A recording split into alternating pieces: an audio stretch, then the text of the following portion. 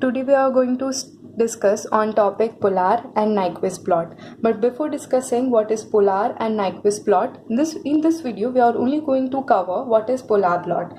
But before learning what is polar plot, let us discuss what is frequency response analysis. Why it is important? Because polar plot we are going to plot for frequency response analysis. Right? What it is? Let us see so that you do not get confused. See, frequency response analysis. What is frequency response analysis is when a sinusoidal input is fed to a linear system.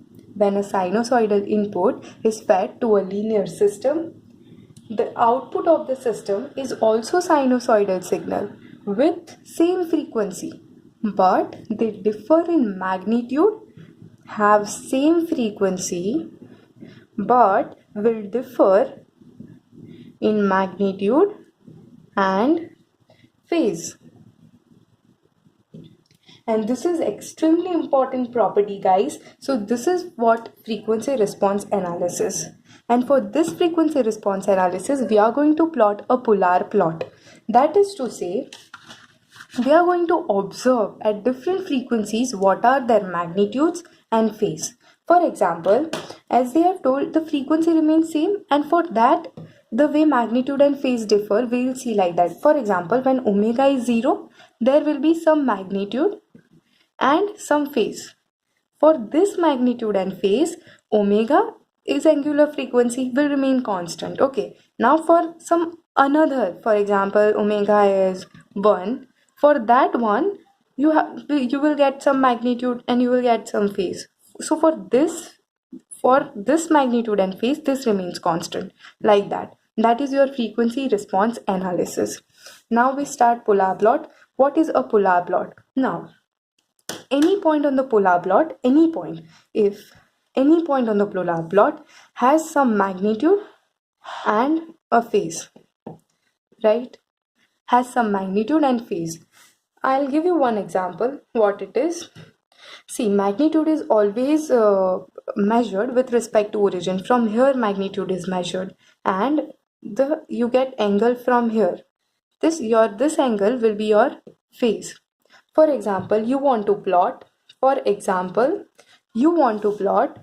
be some point, some phasor which has some magnitude. It is a phasor having some magnitude and some phase. Let us assume it is 5 phase 45 degree. So this phi is its magnitude and this 45 is its angle, or you can say a phase. Fine. Now you plot a polar plot where your this axis is imaginary axis, right? Imaginary axis, and your this axis is real axis. Now you might have observed that I have written G omega. Yes, my friends, as we are discussing frequency response analysis, whenever there was, you might know that this is your open loop transfer function, right? This is your closed loop transfer function, right? This is your closed loop transfer function. This is your open loop transfer function, but this closed open loop transfer function is in S domain. Now, as I told you, my very first point was if you are doing frequency response analysis in which your S is replaced by j omega.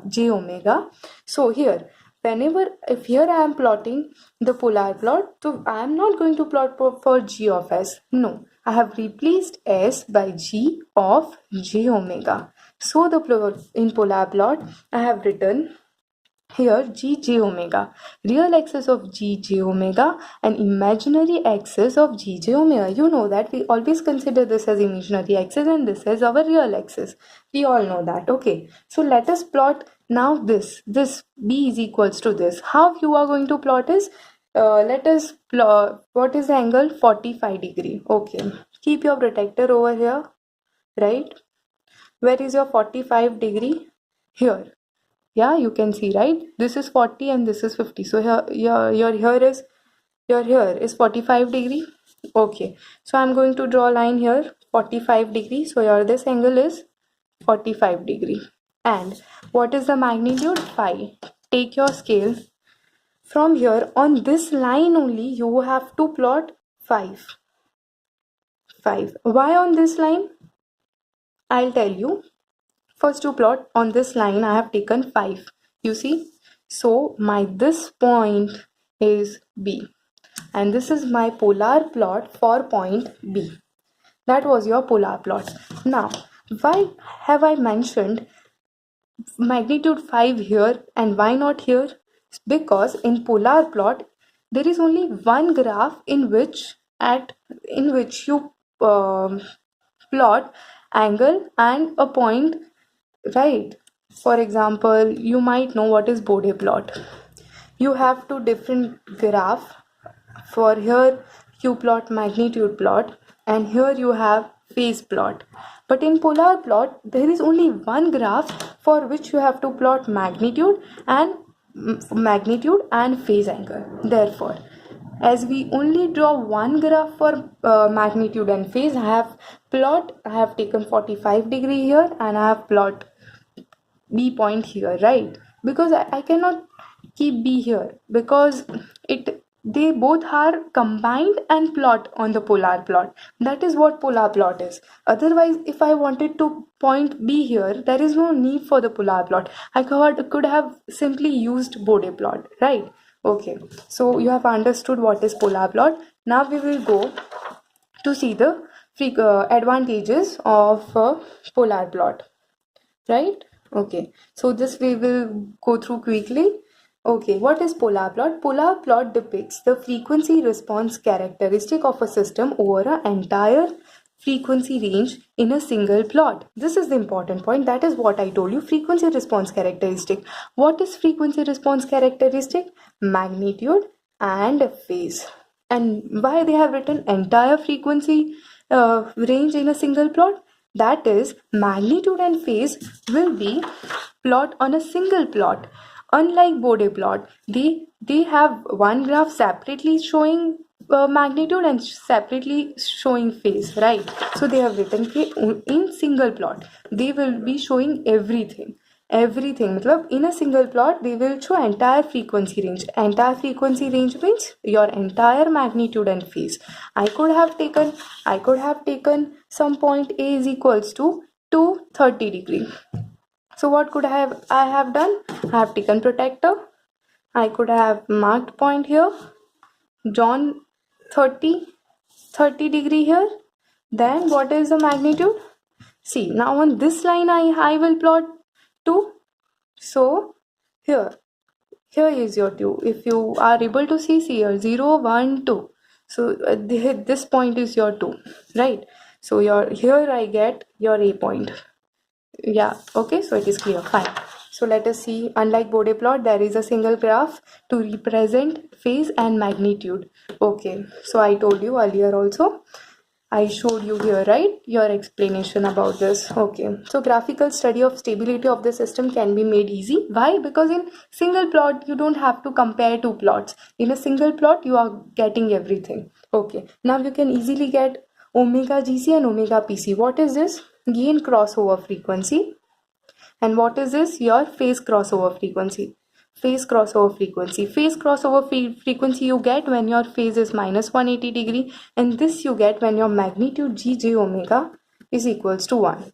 If you have learned Bode plot, you might know this. Otherwise, you can go to the video where I have explained Bode plot. I have explained what is gain margin, what is phase margin, what is omega GC, omega PC. There is no need to cover next time, because if I'm not making that video, right, I can explain it again also, but it will waste your time. So you can just go there and see that video. Okay, now the fourth point is very important. You work here in open loop transfer function, that is G of S, H of S form, and you convert. Yeah, Definitely. Your question will be, you just told that S has to be replaced by G omega. Yeah.